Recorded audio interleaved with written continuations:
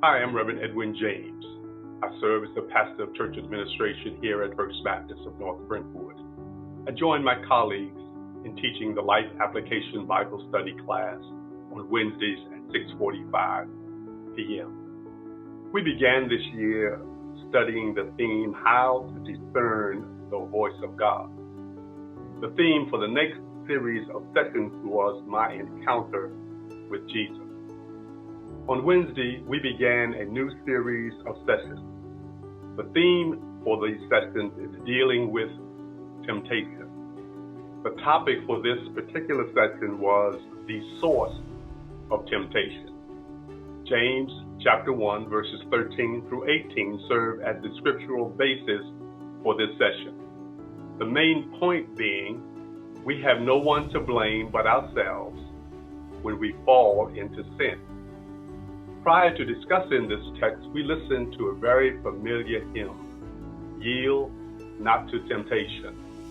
Then we spent some time responding to the discussion question, how have you seen temptations work to lead people astray?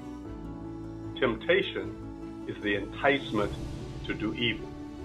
In James chapter 1, verse 13, he helps us see that we can't blame God for being tempted. God can't be tempted, and he tempts no one.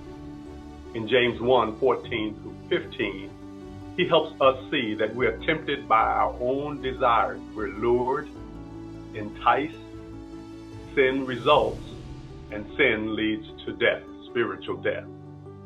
James 1, verse 16 through 18 reminds us to avoid being deceived. It helps us see that every perfect gift comes from God. We can live out these texts. There are things we can do to take responsibility for the actions we take as a result of our sinful desires. First, we can confess that sin to God. We can admit we were responsible. We can look to God to help us stand and resist the pull of sin. Secondly, we can make a list of the good things God has done or placed in our lives. We can add to that any trials or difficulties God used to strengthen our faith. We can offer a prayer of thanks for how God has worked in our lives.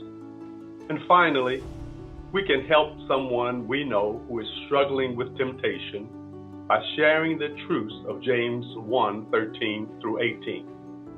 But don't just focus on the principle that we alone are to blame for our sin, but lift up the goodness of God, who can walk with us and strengthen us. I hope you will join us for the next session of Life Application Bible Study on Wednesday at 6:45 p.m.